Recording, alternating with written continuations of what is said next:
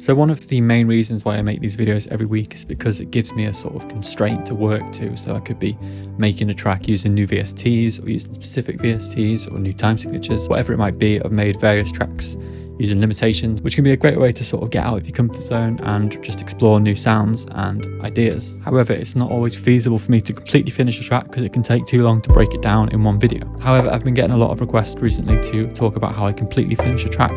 So taking a track from the initial sort of concept loop idea and making it into a fully fledged cohesive track.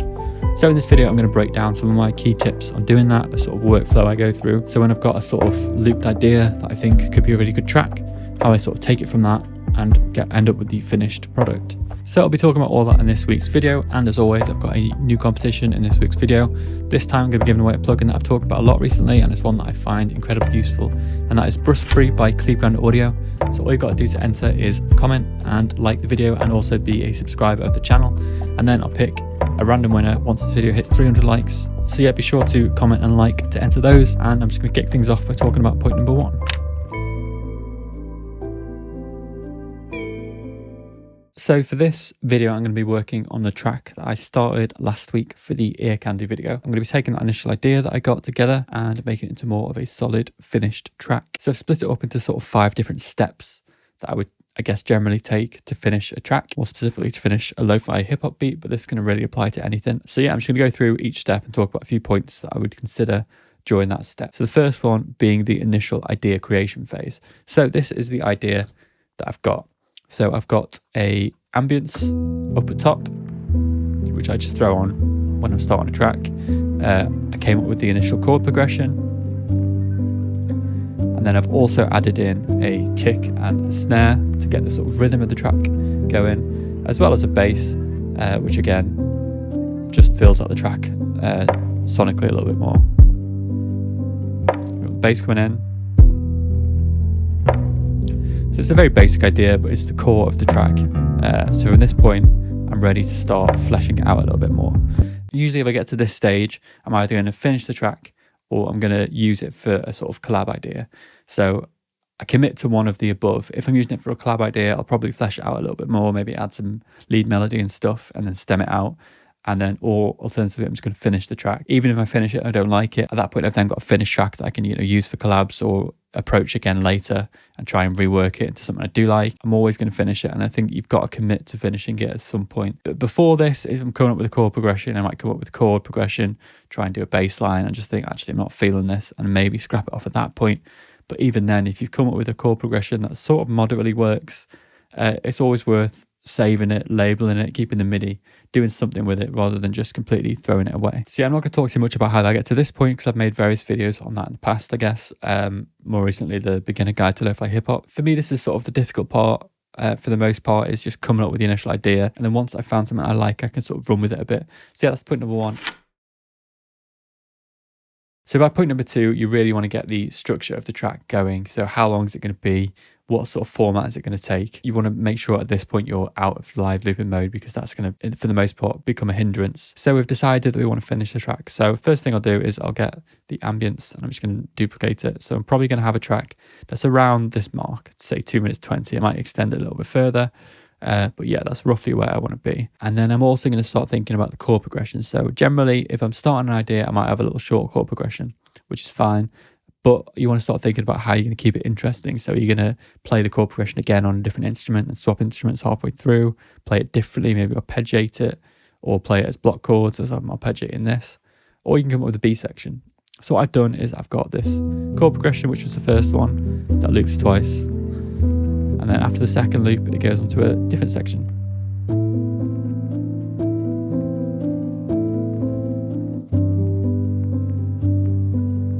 So now I know I've sort of got a B section here, so it helps to add locators. So I know that the B section starts here.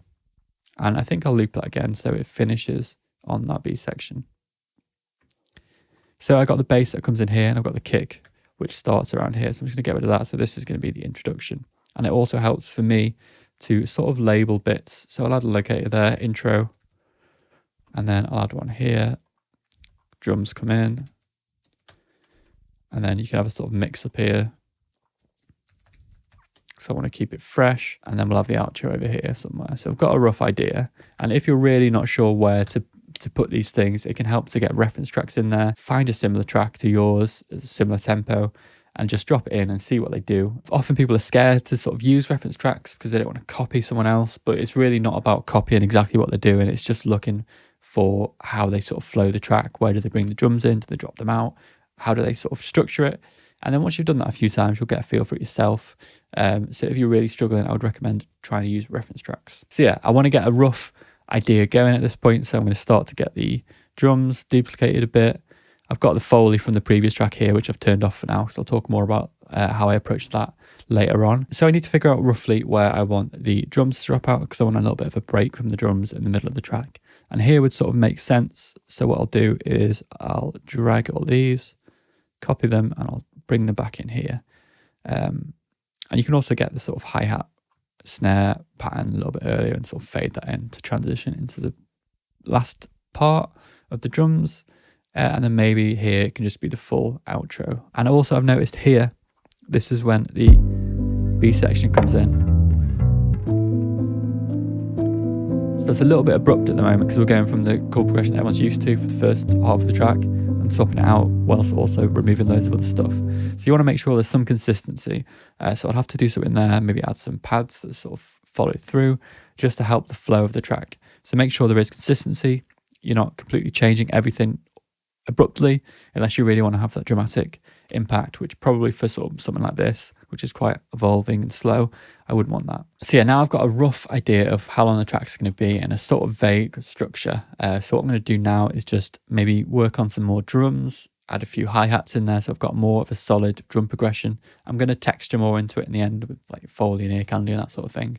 But for now I want the core of the drums, the core rhythm sorted, and then I'll move on to point number 3.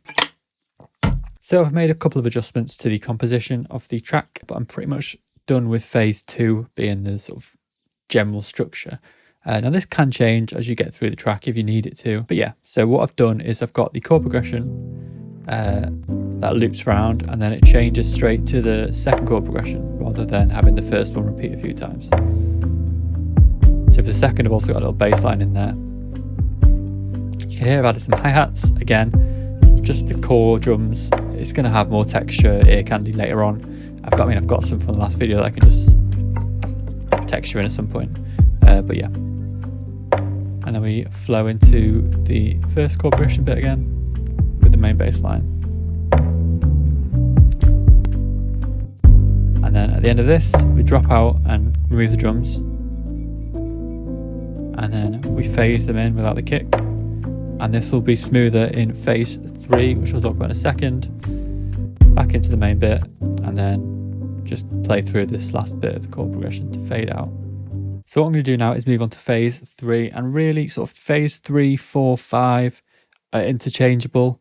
But for the interest of this, I'm going to stick with phase 3, which is... Quickly before I carry on, I just wanted to take a minute to talk about this week's sponsorship, which is Skillshare. So for those of you who aren't familiar with Skillshare, it is a platform for creativity and discovery. It's full of resources and interesting videos and tutorials about all sorts of topics ranging from photography and creative design to video production, music production, and so much more. The interface is slick and easy to use, and it's really good at suggesting videos that might be interesting to you based on your preferences and stuff you've watched in the past. If you scroll through the front page, you'll see all sorts of great suggestions for various topics that you might be interested in. And for example, if you're looking to develop your music theory, then there's great videos to do that, covering the basics to more intermediate and advanced stuff. If you click on a course, you can go and look at how many students it's had in the past, what people have said about it, the contents of the course. You can check out the skill level. I can then go and look at the reviews and see what people have said about it to make sure that firstly it's been reviewed well, and secondly you'll get a feel for what the sort of contents are like, and people might say it was too easy or too hard for them, and that can sort of give you a feel for whether it will be right for you. You can look at the discussions again to see what people have said about it there, and each video's got its own reviews, transcripts, discussions, resources, so it's a really great platform to get all the information that you need right in one place. And for the first 1,000 people who click the link in the description down below, you'll get your first month completely free. So I think it's definitely worth checking out, at least for the very first free month, and I think anyone who gives it a chance will really see the value that it has to offer. Anyway, on to my next point. So I'm going to stick with phase 3, which is filtering and automation. So we've got this basic track and it's a little bit abrupt. So here, I mean, the intro needs more to make it more interesting.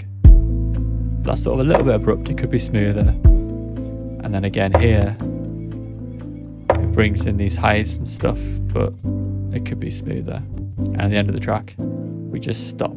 So the first thing I'm going to do is just drop a little volume fade out on the end of the track. So if I can do it on the master volume here, or a lot of people do like to throw utility on the master, but I'm just going to do it on the master. So I'm going to click there, drag it down, and if I hit option on the Mac, I can give it a little bit of a gradient. So it's going to slowly fade out.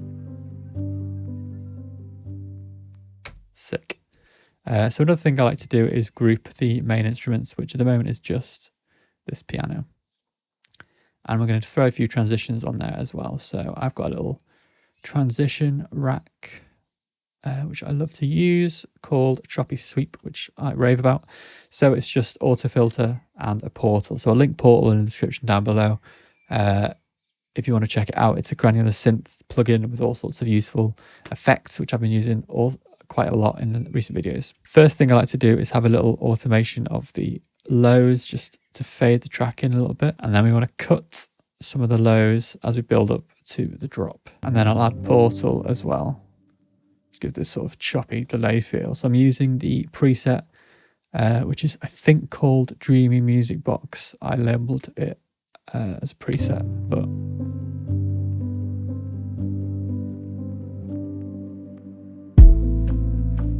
so that's a little bit smoother now.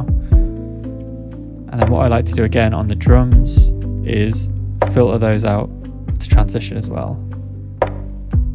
So if I cut the high frequencies when we get towards this bit, again I'll use option to give it a little bit of a curve.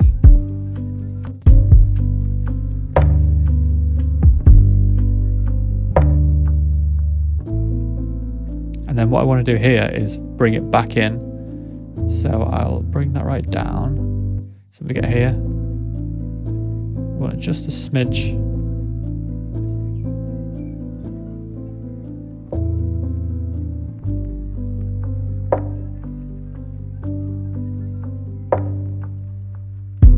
That's smoother already. And we can fade them out again as we get to the last bit here.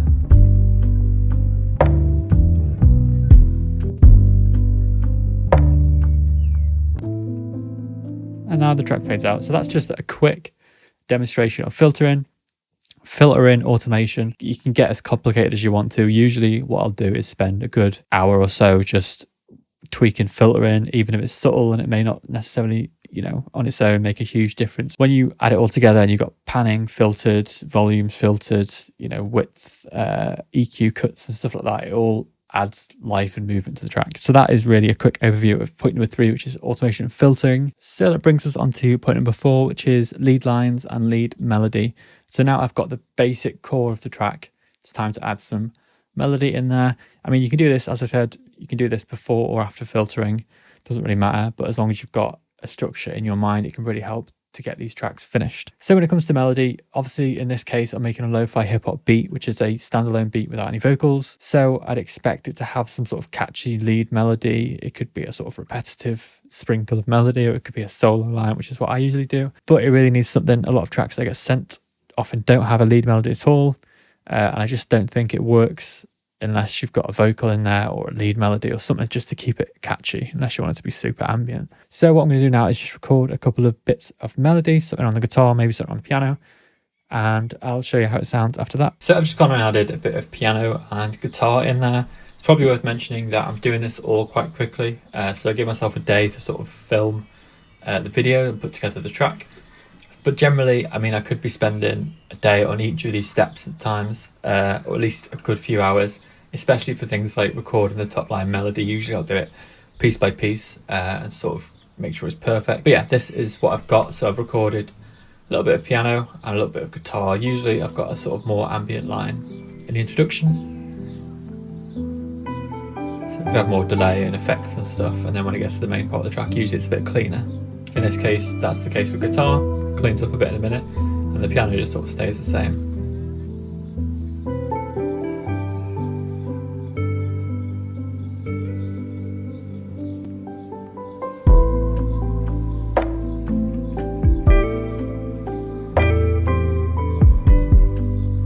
So yeah, once you've got the lead melody in there, it'll start to feel more like a solid track. This is the sort of core elements of the song, so it's going to be really what you want the focus to be on, and everything that you add in to finish it off is more going to be for texture and for sort of filling out the track's, you know, spectral sound. So yeah, that's step number 4 down anyway. So step number 5 is now focusing on starting to layer in the ear candy. So we're going to be layering in the Foley and percussion that I recorded in the last video, and then I'm also going to layer in some sort of pads, some synth layers, some vocal additions, all the stuff that fills out the track a bit. I'm going to add all that in and see where we're up to. So yeah, I finished the 5th and final-ish steps. A few more points I'll talk about at the end. So I've added some ear candy. It was quite easy because this was the last week's video and this was a track. So what I've gone and done is just added a few of the things I picked out in the ear candy video last week. So if you want more info on where all these sounds came from, then that's the one to watch. So this is the group. This is all the ear candy that I've added in. I've done a bit of panning. So if I do it in context of the drums.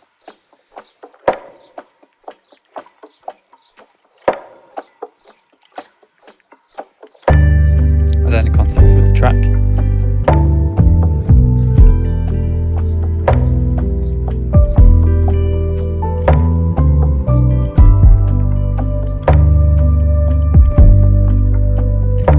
Also notice I've got the vocal pads which help transition from section to section, because that's a bit of a consistent throughout, and that is from Oliver Patrice's Pool Project VST from Spitfire Audio.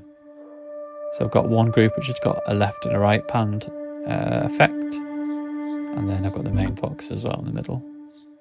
I mean, I usually add more than this, but for the context of the track it works quite well, and this track is starting to come together quite nicely. So that is pretty much the main steps that I would recommend you take if you're struggling to finish tracks. So yeah, that's pretty much the track. Let me know in the comments if you want me to release it, if you want to hear the full thing. Probably technically a step 6 as well, which is the sort of final polish pre-mix. So once you've got all the stems in there, you can then make some better decisions in terms of filtering, automation, general composition. You might want to tweak a few things if stuff's not working at this point, but you've got the pretty much core of the track there now. But yeah, it's all a process that works differently for different people, so hopefully some of these points would be useful. Thank you very much for watching. Please be sure to subscribe, it really helps the channel grow, and I'll catch you next time.